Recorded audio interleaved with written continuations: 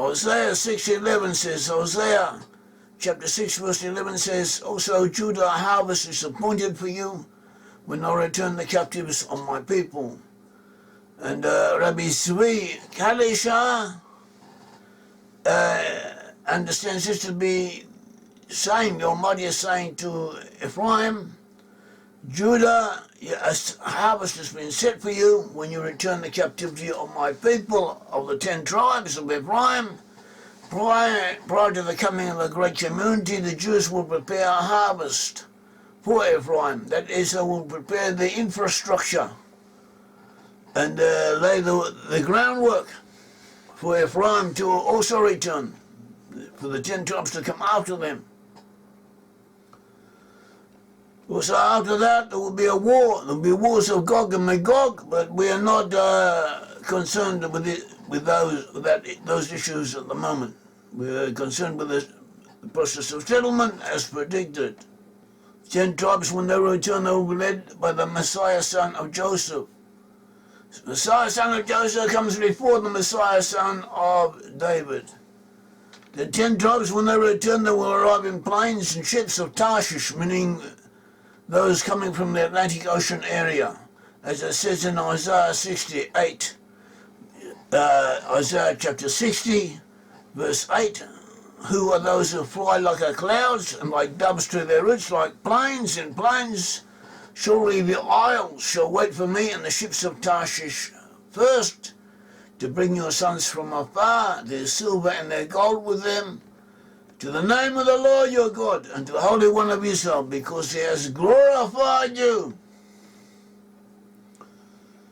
Also we find in Micah chapter 7 verse 11, the day when your walls are to be built, and that day the decree shall go far and wide, and that day they shall come to you from Assyria and the fortified cities, from the fortress to the river, from sea to sea and mountain to mountain. And where it says in this verse, they shall come to you from Assyria and the fortified cities, from the fortress to the river, in Hebrew it says, fortified cities is in Hebrew is Are Matsor, meaning cities of Matsor.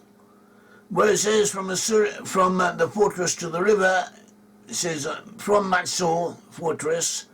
And this is actually a name of a place, Matsor, which is roughly the area of Kurdistan in our time. And in our time, we have the Kurdish people are living there, but the Americans and the British already rule over the region. They're developing it and organizing it with and a large proportion of the Kurdish people are prepared for them to be there.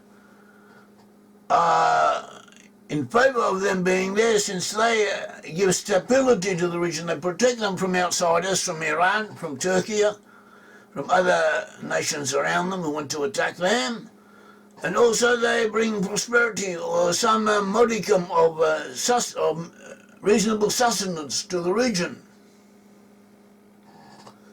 The USA is already building an 800 million consulate in Erbil, one of the major cities of Kurdistan. This will be the world's largest US consulate. Iraqi Kurdistan is the only place in Iraq where the USA can operate freely, and whatever the USA wishes to do in the militarily, economically, in governance and other areas, it can do, and it is in fact building a nation. It is doing what is considered nation building in the region.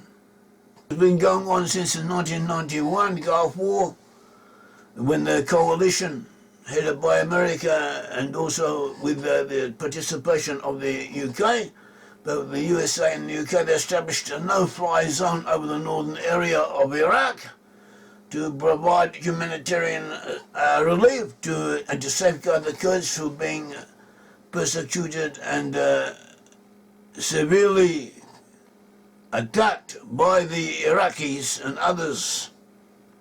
And this region is in fact an autonomous entity inside Iraq with its own local government and parliament. It is officially still part of Iraq.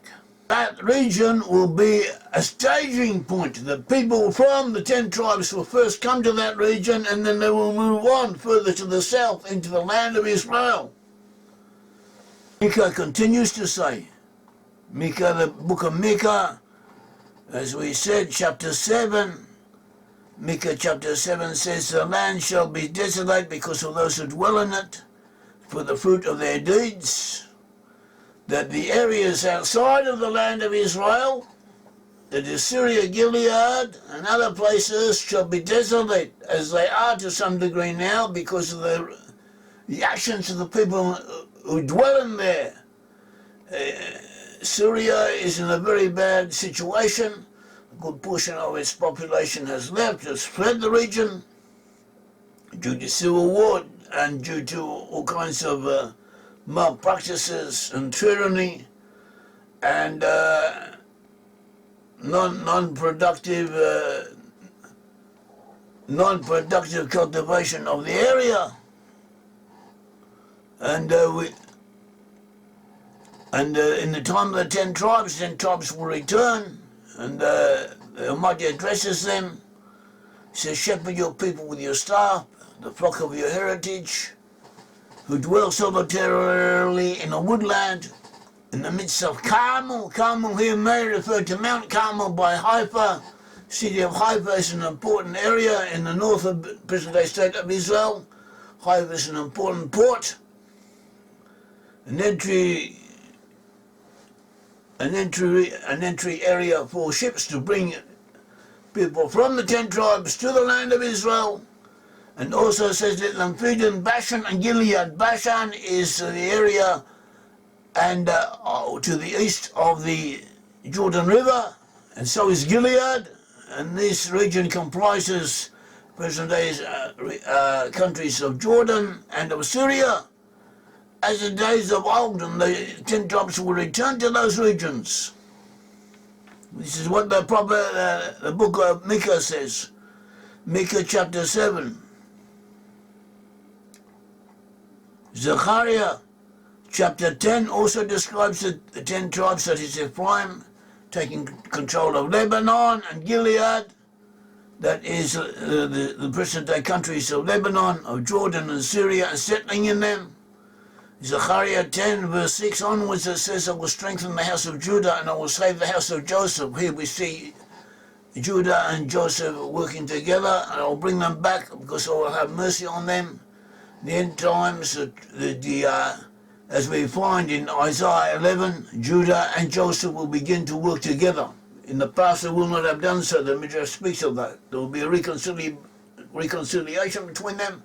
And in the Messianic era, Judah and Joseph, Judah and the 10 tribes will begin to work together. And we're seeing something along those lines now in the cooperation, the mutual assistance between the USA, the UK, and the state of Israel.